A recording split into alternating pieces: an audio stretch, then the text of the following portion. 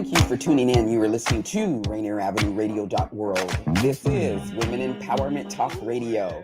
And I'm your host, Carmel Baez. We are in the studio once again here on a beautiful day here in Seattle, Washington. Yes.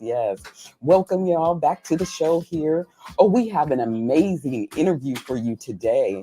Definitely some great resources here. And out of Portland, Oregon, Mr. Christopher Banks, Director of Education and Workforce Development of the Urban League here in Portland. Mr. Banks, how are you doing this morning?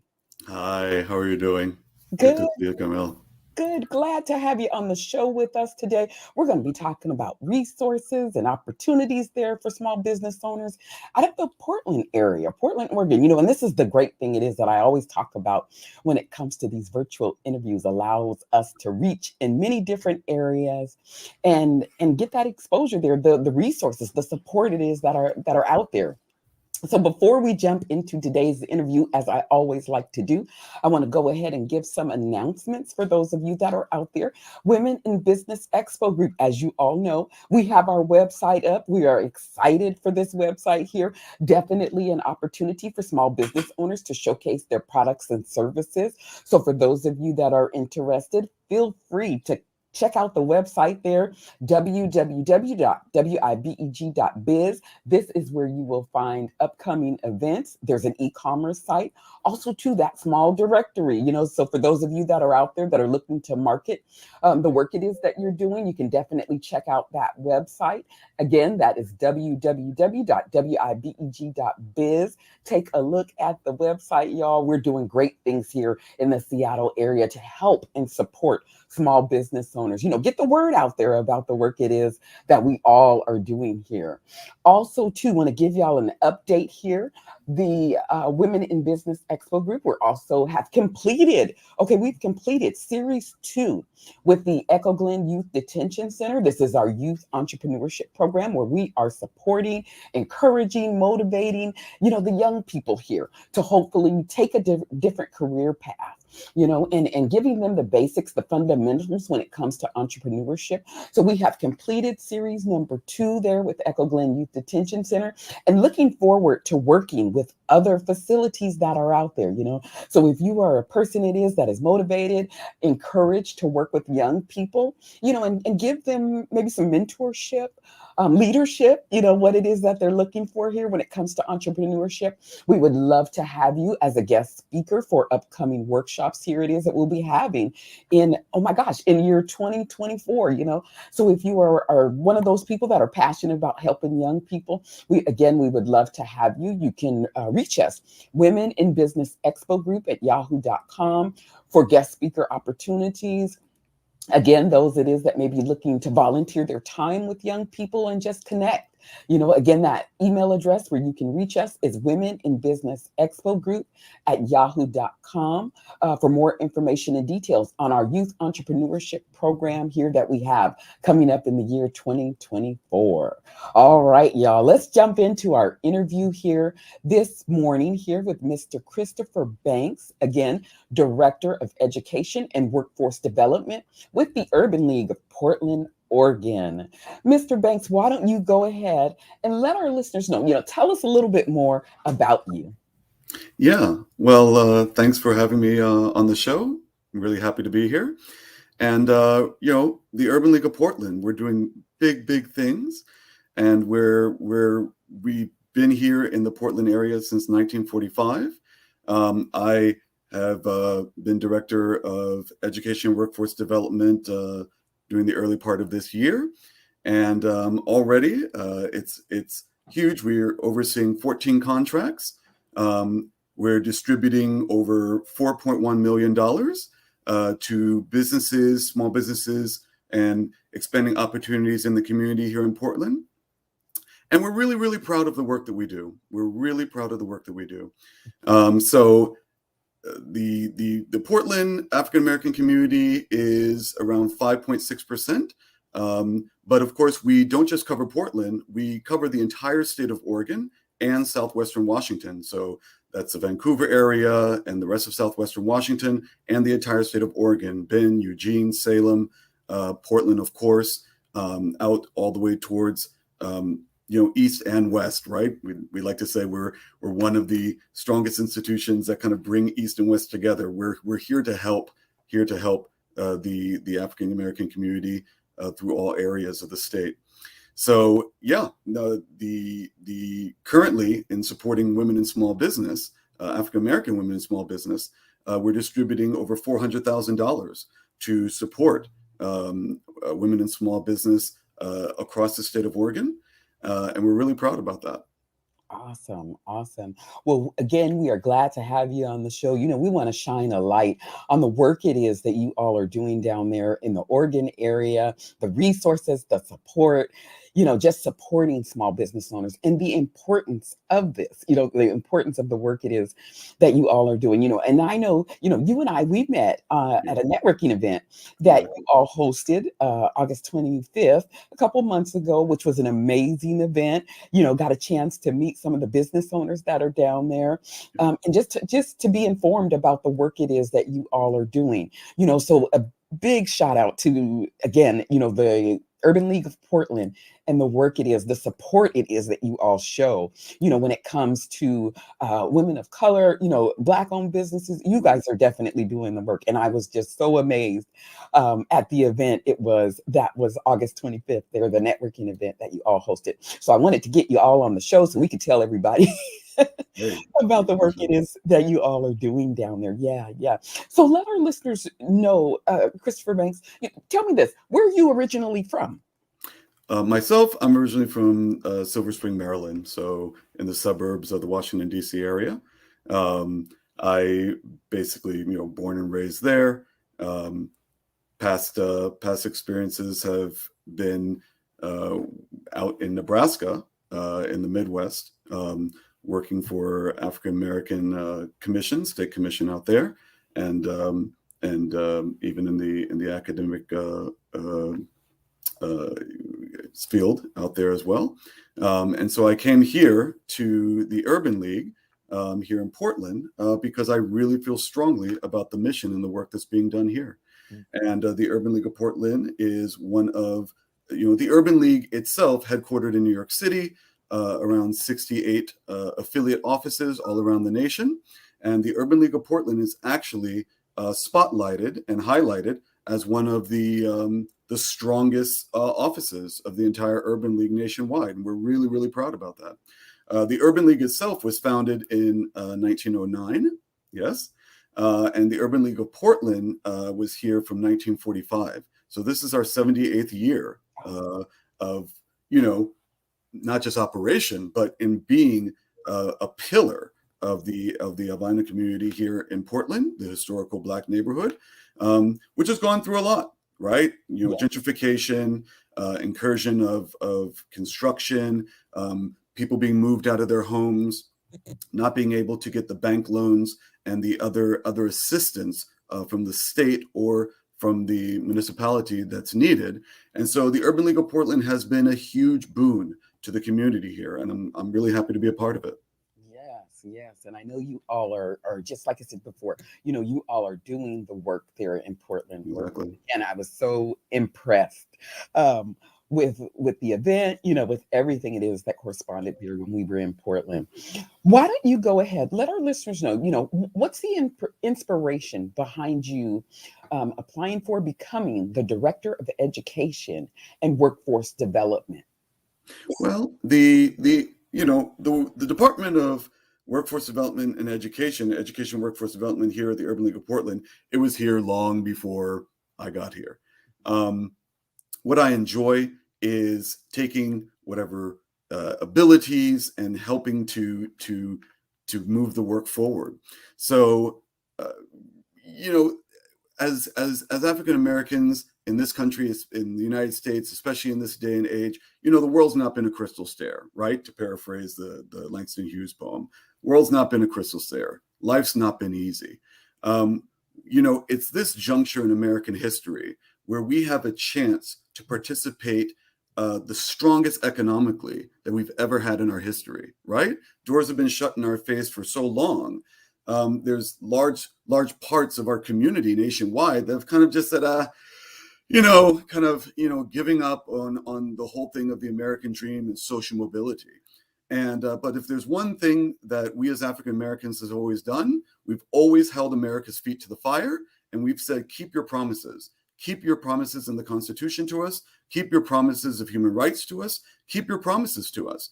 And the Urban League has been there lockstep through thick and thin, right? When the 20th century was opening up, it was the Urban League alongside the NAACP, but the Urban League that was taking care of Black Americans socially. This is during the time of the Great Black Migration, right? People like my grandparents and other people's great grandparents and grandparents moving up from the South, right? I mean, my family moved up from Georgia, settled in New Jersey area, but doors were closed. You couldn't get a home. You couldn't start your business and expand into the greater market, right? Because of segregation. That's how we have things, our neighborhoods that were self-supporting. Then after civil rights movement, some of that had been abandoned. But what the Urban League is excellent at doing is bringing Black businesses back into focus, helping to capitalize them, recapitalize them, helping to get them into greater markets. I was just speaking the other day with a Black American realtor. He's head of the, he's a realtor. He's also a mortgage lender, also by trade. And we were talking the other day about how the Urban League can work with his business to get more diversity into that area. We need more Black mortgage lenders. We need more Black underwriters. We need more Black realtors, right? Especially in the Pacific Northwest, housing is an issue. We not only want to be on the side of, yes, we want to be on both sides of the project. Getting people into homes, which we do. Urban League does rental assistance. Urban League, millions of dollars, up to at least $4 million we give in rental assistance. And that's no small feat. That's no small feat. So we're very, very, very proud of that. That's one of the biggest pillars where we're helping people to stay in their homes, stay in their rentals, and also assist them with mortgage. But then we're also going on the other side of that equation. We're helping to educate our people into how home mortgages work, how to get a mortgage, how to keep your home. I mean, these are critical things. I think we've all seen many articles printed, New York Times, Washington Post, here out in Portland and Seattle, where when the pandemic hit, it really, two things, 2008, right, recession, and the pandemic really ripped the Band-Aid off, and it forced America to see the wealth disparity between Black Americans and the rest of the United States, right? I think it was 8,000, roughly 8 to 9,000 net worth of most Black American families. Why? Because we were denied home ownership for centuries, frankly, right? And so here, the Urban League, we are making a huge difference by putting more Black people in their homes, helping Black people to keep their homes, and as I was, touching on with the meeting that I had yesterday with the Black mortgage lender, helping Black people to understand how it works, right? We weren't given the education to understand how finances in America work. And I'm super proud of the work that the Urban League is doing in bridging that gap, helping us to understand as a community, look, this is how it works, and we need to be on the winning side of that. So we're very, very proud of the work we're doing in the home ownership area and the rental disbursement area. Yes, so that's definitely a benefit there. When it comes to us as Black business owners, is being educated. And like Christopher Banks here is speaking on, financial literacy. It's important for us, to understand finances, to understand, our history, to understand, where some of our knowledge, our logic comes from when it comes to finances. Very, very important. Mr. Banks, why don't you go ahead, let our listeners know, what is the mission statement behind the Urban League of Portland? Yeah, the Urban League of Portland's mission has not changed since its inception. The Urban League's mission is to provide support, wraparound services for the African American community here across, for the Urban League of Portland, across the state of Oregon and Southwest Washington, to enable the Black community to have social mobility, Yeah, to basically, we fight against racism every day, as our president very appropriately always says. We fight against racism every day. That's what we're doing, right? And we fight it in different forms. We fight it, as we just discussed, in the financial arena. We fight it in every arena. So we're really, really in lockstep and focused on supporting and bridging the gap so that Black people can walk out the door every day and not have to go through the stress of proving themselves to the rest of the world, right? We're looking at the day when Black people can roam around, do their jobs, live their life stress-free, free of racism, free of prejudice, and free of judgment. And that's what we're all about. Yes, yes, that's exactly it too. As I stated, the Urban League down in Portland, y'all, they're doing the work, okay? Which is very exciting. And it's what we need now, as Black owned businesses, as women of color, business owners, we need those organizations, those resources that support, so that we can, balance the playing field and definitely, show our support, our knowledge, our wisdom when it comes to that economic development. So I'm glad again, Mr. Banks, to just have you on the show with us today and shine a light, on the issues it is that we're having as Black business owners, but also to the progress it is that we're making too. Why don't you let our listeners know, I know you mentioned housing here, and then education too. Let our listeners know some of the other services it is that the Urban League of Portland offers. Absolutely. Really happy to do that. So we run a really kind of multi-directional operation here in Portland. So what that means is we do health and senior services department. We run the Jami Center, which is helps with transitional housing. So those who were hand in hand with the City of Portland government, we run the Diane Wade House for women going through domestic abuse, right?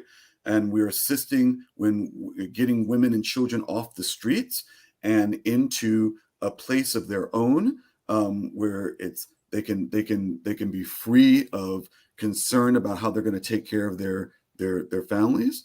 So we run the Diane Wade House, which opened up last year. We're very, very, very happy about that. We also run a place called the Renaissance Commons, which again is also transitional housing, more permanent housing, actually, forgive me, more permanent housing. And that's not too far from where we are here off of MLK Boulevard. We also, here in Workforce, we're also very, very proud of, we're setting up a pre-apprenticeship program for those who, Black men and women who want to enter into the electrical engineering space. Yeah. So that's something near and dear to my heart, because, we're meeting with International Brotherhood of Electrical Workers and discussing with them on how can we increase diversity in this sphere. In the journeyman trades, construction, electrical engineering, welding, plumbing, longshoremen. These are trades that actually you can earn a lot of money in. Yeah. But historically, they've not been as open to increasing their numbers for diversity. So the Urban League of Portland, here we're very, very strong in having those meetings with stakeholders, with partners, and say, we're with you. We want to increase diversity. How can we do this together? Yeah. So the electrical pre-apprenticeship program that the Urban League is now standing up on its feet. We are working with the Bureau of Oregon Labor and Industries on that. They've given us a very good contract to establish this, as I believe would be the first time that we've done it. And it's going to enable an increase, our target increase of Black Americans in this space of 50 to 75% increase. So we're really, really, really pleased about that. Awesome. There also, for women in business, it just brings joy to my heart. There's Twig and Bloom Flower Farm. This is the only African-American run flower farm in the state of Oregon that's woman owned. Yeah. Yeah. And so we've been working to assist them in advertising, marketing, expanding their reach. There's also Sia Mia's Beauty Shop, which is not too far around the corner here. Yeah. We help to support her beauty shop, and once again, help her with the social media, help her to expand the reach. Again, 5.6% is the population is the African American population here in Portland. It's around 3-something% if you take into context the entire population of the state of Oregon. Yeah. I believe 3.6%. So, you know, the black community here in the state of Oregon doesn't have a lot of exposure. You know, we want to make sure that the black community, especially the black business community here in Oregon, is not unseen. We want to make ourselves seen. We want to make ourselves known, and we're not going to be pigeonholed into just being they're a black business and so they're just for black people. No. Strong black businesses. The Urban League is about strong black businesses, supporting them, capitalizing in social media outreach so that they can reach the entire market in this area. Yeah. You reach an entire market, you're on track reaching the world. You reach the world, you're a solid, healthy business. Yeah. And so here at the Workforce and Education and Workforce Development Department, we're really, really strong in that area. Yeah. Also on the education side, if I can mention, we're also assisting in kind of back to school aspects and programs for those who have dropped out of high school and middle schoolers to kind of strengthen them in their own cultural confidence so that they don't feel left out, they don't feel unseen, so that they can continue through middle school into high school and either into strong trades to support themselves and self-sufficiency, or into colleges and universities, and especially HBCUs, historically Black colleges and universities, where they can thrive. We want our people to thrive. Yeah. And so we're very happy about the work that we're doing here. Yes, we definitely do. For those of you that are just tuning in, you're listening to Rainier Avenue Radio.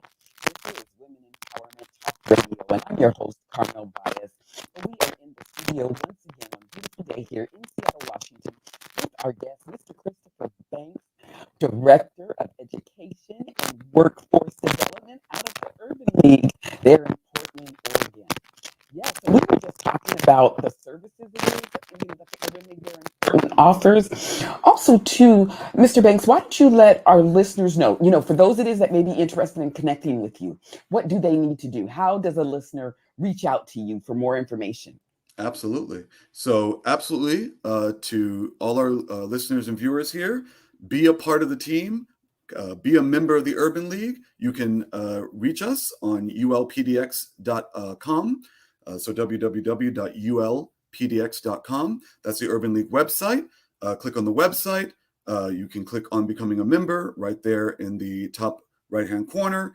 And it's very easy. You can become a member right now. Don't delay. And also, please, feel free to donate to our cause, donate to our work. We are heavily donor supported by people like you. When I say people like you, any red-blooded American. Not all of our membership is Black American, large part, but we have many allies across the citizenry of the United States. White, Asian, Hispanic. So many people support the Urban League because we support a stronger, better America. So please go on the website, become a member today. If you're already a member, please, we thoroughly appreciate your support. Give a gift and join our mission to make America a stronger and better place, free of racism and free for all. Yes. Why don't you real quickly, Mr. Banks, go ahead and let's talk a little bit just about membership. What does that entail, and is there a cost? Oh, well, it's a very small cost. So if you just go online, but I would encourage people to even call in to our offices at 10 North Russell Street. You'll see the number right there on the website. And No, it's not a large cost, right? If you can buy a sandwich, you can become a member of the Urban League. Yeah. Yes, yes, definitely. So, for those of you that are interested in reaching out, learning more about the Portland Urban League cost membership, let me ask you this question too. For those it is that may not be located in Portland, is it okay for them to apply for membership? For those it is that may be Absolutely. in other cities or states? Absolutely, absolutely. Now, of course, generally, pretty much every major city in the United States has their affiliate office. But when you become a member of the Urban League, you're a member nationwide. So yes, please, to anyone all across the nation, absolutely, just go onto the website, become a member, become a supporter of the Urban League, and join our mission and cause. Yes, We really would love it. Yeah. awesome. And again, the website is ulpdx.org. Yes. So for those it is, that may be interested in partnership, with partnering with the Urban League of Portland, what does that look like and what does that entail? Yes, glad you asked that question. So our partnership goes on all three levels of government. So we have we uh, work with the federal level, state level, and local level, right? City government. So our partnerships, like for now or at present, we have current partnerships with the city of Portland, obviously, the state of Oregon. So we even have a team of representatives and lobbyists, I should say, but in the positive sense of the word. You're right. We have a lobbying team down in the state capitol in Salem, 24 hours. They're lobbying on behalf of our legislators here in Oregon to keep them aware, to keep them abreast of the work that we're doing. We're working hand in glove with what the state needs. The state is looking at increasing employment, increasing people coming into the state, contributing economically to the state, and we are a strong partner with the state government of Oregon in that. And then on the federal level, especially with the Department of Labor and Department of Justice, we also have teams that go back and forth between Portland and DC and speak to a lot of our friends and allies on Capitol Hill regarding the key issues, criminal justice reform, again, housing, banking issues, making sure that we as Black Americans have better access to banking, as they say, banking without discrimination, right?